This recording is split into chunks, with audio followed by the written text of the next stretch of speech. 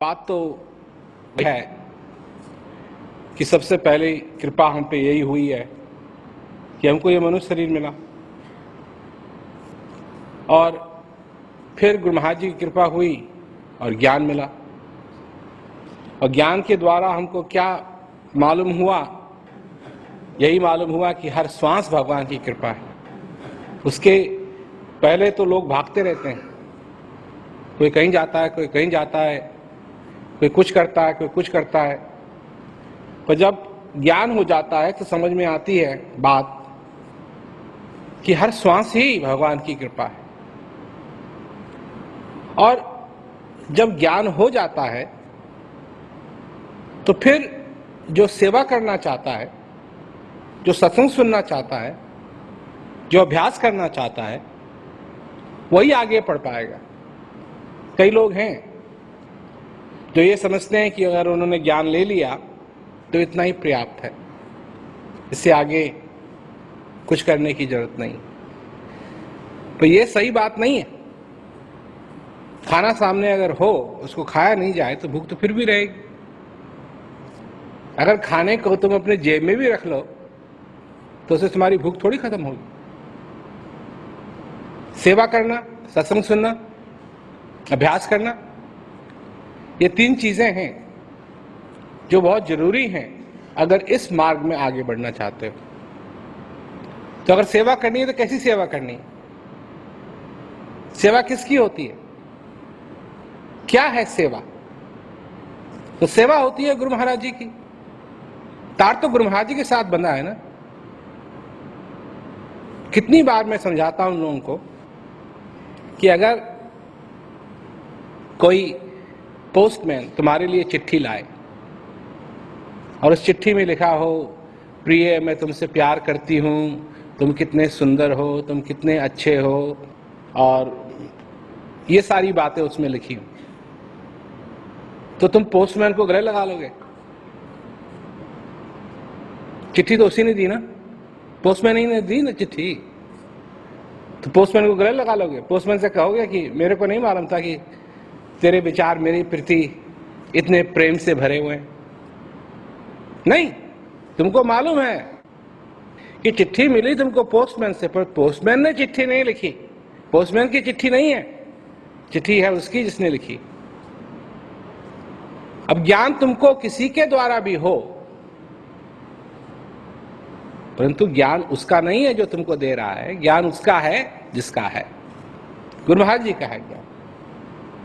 तो अगर तार ज्ञान से बंधा है गुरु महाराज जी के प्रति, तो फिर सेवा का नाता भी गुरु महाराज जी के प्रति होना चाहिए, सत्संग का नाता भी गुरु महाराज जी के प्रति होना चाहिए। होना ऐसा चाहिए कि गुरु महाराज जी का सत्संग सबके पास जाए, प्रेमी लोग गुरु महाराज जी की सेवा करें, गुरु महाराज जी से तार बांधे। तो धीरे धीरे धीरे करके हमने सब कुछ बदल दिया। विदेश में भी बहुत सारे महात्मा लोग रहा करते थे, उनको भी हमने कहा बाय बाय। हिंदुस्तान में भी बहुत सारे महात्मा थे, हमने कहा बाय बाय। अच्छा, जब मैंने ये किया तो लोगों ने समझा कि ये तो बहुत ही खराब कर रहे हैं, अब प्रचार कैसे होगा? अब प्रचार कैसे होगा? तो हमने ज्ञान कुंजी बनाई। ज्ञान कुंजी बनाई, जितने लोगों ने ज्ञान कुंजी से ज्ञान लिया है वो ज्यादा हो गए हैं अब बनिस्बत उससे पहले जिन्होंने महात्माओं से ज्ञान लिया। मुसलमान लोगों के बीच में तो ज्ञान कभी था नहीं, और उनके देशों में ज्ञान ले जाना ये बात संभव थी नहीं। आज हो रहा है, आज हो रहा है। लेबनान में, इजराइल में, गाजा में प्रेमी हैं, सीरिया में प्रेमी हैं, जॉर्डन में प्रेमी हैं, अभी एक जिज्ञासु है ईरान में, पाकिस्तान में हो गया प्रचार, सऊदी अरेबिया में हो गया प्रचार। मुसलमान लोग हैं, सुनते हैं, बड़ा अच्छा लगता है उनको, ज्ञान लेते हैं, सेवा करते हैं, अभ्यास करते हैं।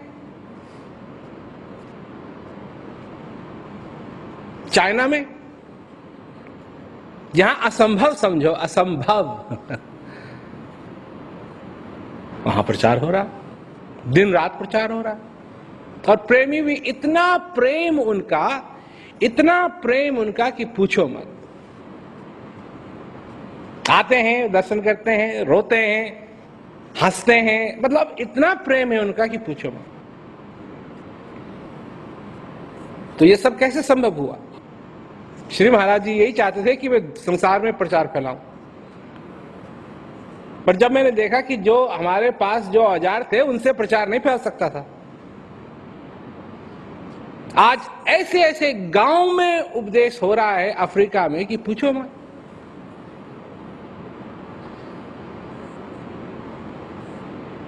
तो धीरे धीरे करके सारे संसार में, अब साउथ अमेरिका की तो मैं क्या बात बताऊं तुमको, वहां तो लोग गैर प्रेमी प्रचार कर रहे हैं, ज्ञान नहीं है उनको, प्रचार कर रहे हैं। तो ये सारी बातें तब संभव हुई जब सारी चीजें सीधी हुई, और बीच के जो लोग निकल गए तब सबके लिए सरल हो गए। अभी मिर्जापुर में, दिल्ली में नहीं बल्कि रांची में मैंने KRD किए, क्रियाओं को दोबारा दोहराना और दर्शनों का प्रोग्राम लोगों के लिए। ये उन लोगों को बुलाया गया था जिनको 2007 के बाद उपदेश हुआ है। 2007 के बाद उपदेश हुआ है और ज्ञान कुंजी से उपदेश हुआ है।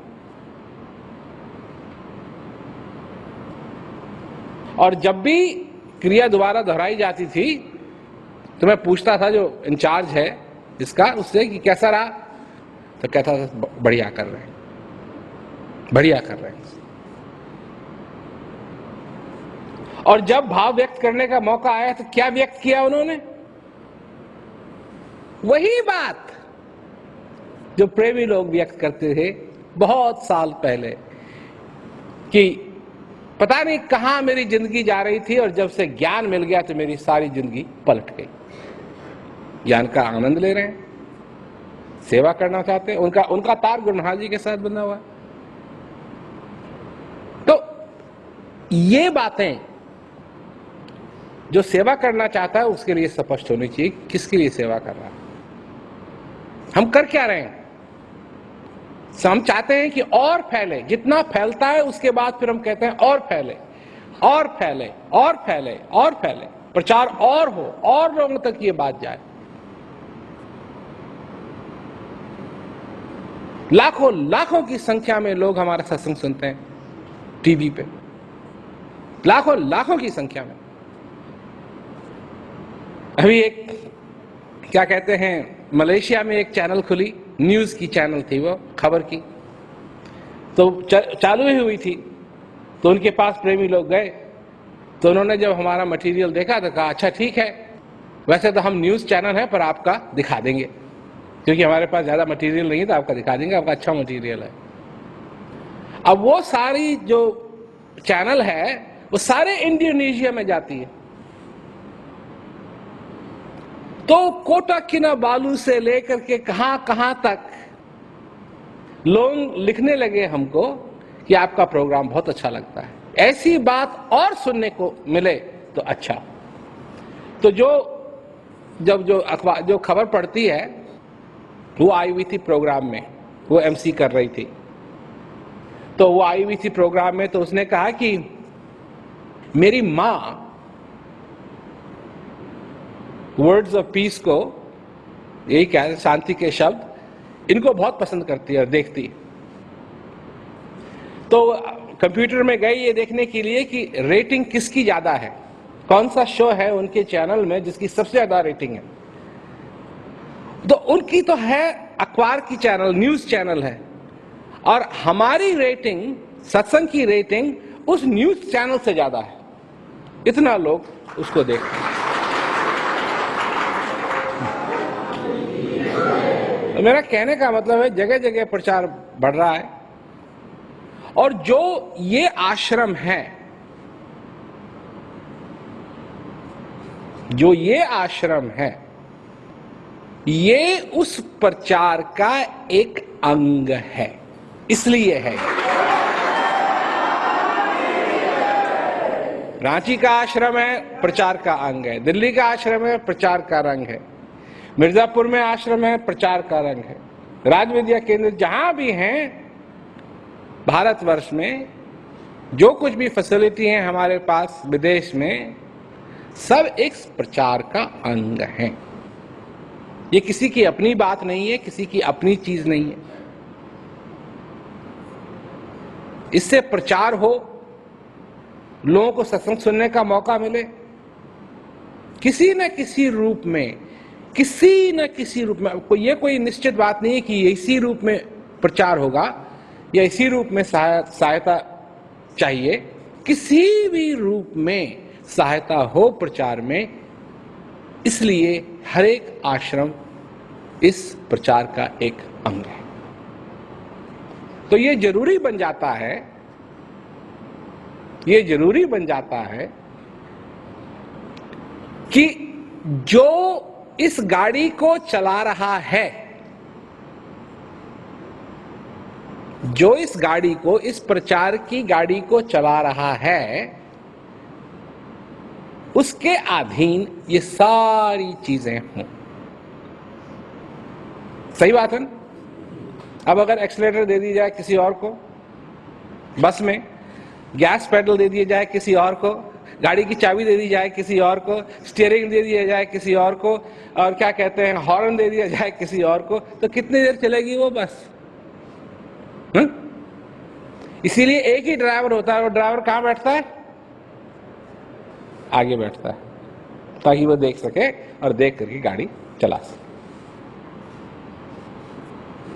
इस प्रचार कार्य में कौन चला रहा है ये बस? प्रचार की बस मैं चला रहा हूं।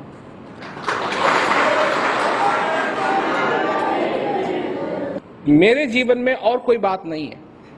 सारा जीवन मेरा इसी काम में लगा है, इसी काम में लगा है।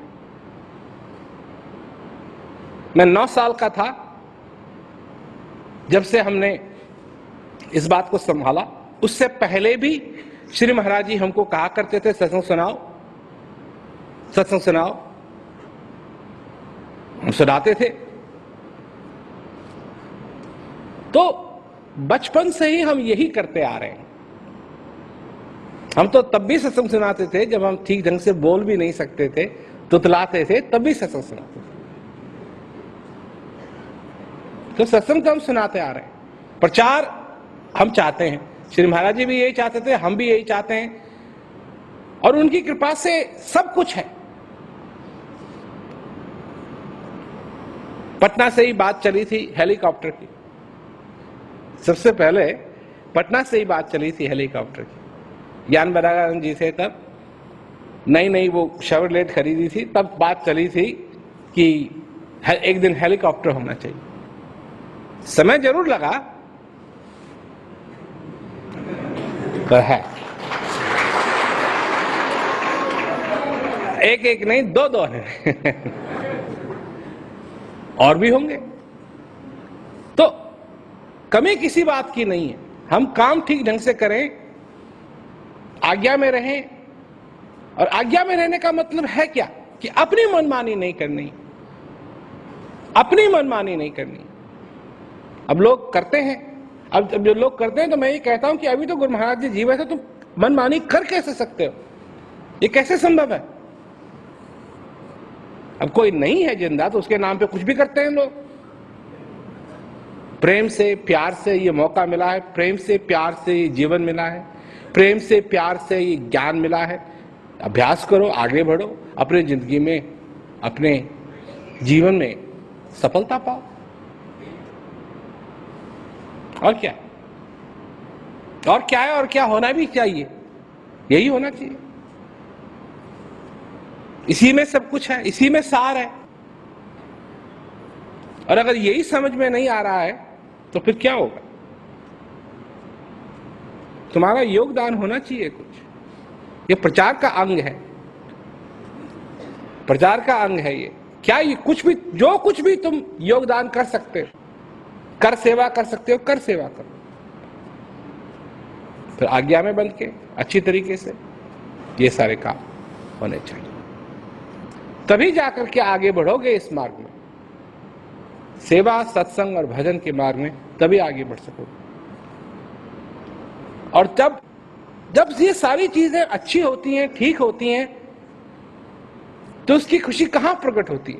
यहां नहीं, इसकी खुशी यहां प्रकट होती है, हृदय में इसकी खुशी प्रकट होती है। और जब वो खुशी प्रकट होती है तो वो है सच्ची खुशी। इसकी खुशियां सच्ची नहीं है। मन, दिमाग ये दुनिया की तरफ का है और दुनिया की तरफ भागता है।